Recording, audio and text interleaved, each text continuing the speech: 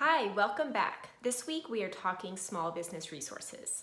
This is not really legal chat, but because I run a small business and all of my clients run small businesses, I have found a number of resources that are very valuable to us.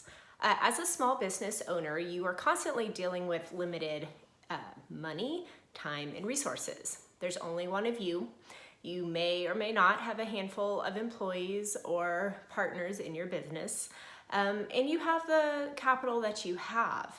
So how can you maximize your small business, especially at the beginning? So things that I have found really useful. First of all, social media. It's more or less free to use. LinkedIn, Facebook, Twitter, Instagram, depending on your business.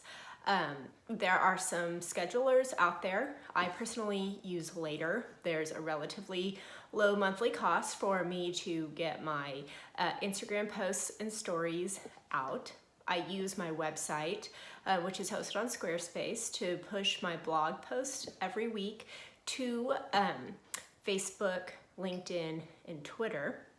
And then I also use Facebook Creator Studio to post these IGTV videos.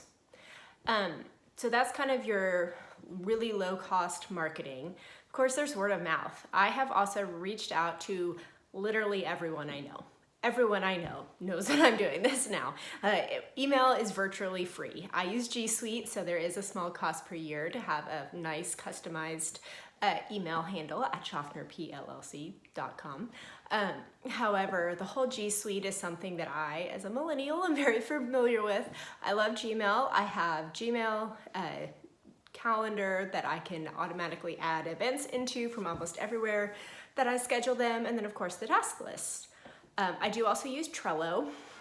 I'm a little bit on the fence about it, but I do think that it is handy for task management, especially if you are an individual and not a team. I've heard some better things about other softwares like Monday in particular that are good for team management.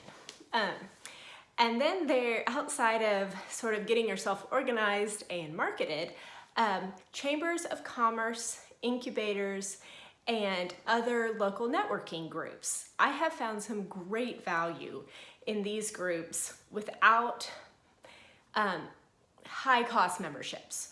All of them have memberships, usually in the couple $100 range. But the really awesome thing is that a lot of them offer the first few 1 or 2 meetings for free because they want you to get a feel for them. And then especially now, one of the silver linings of COVID is that everything's online.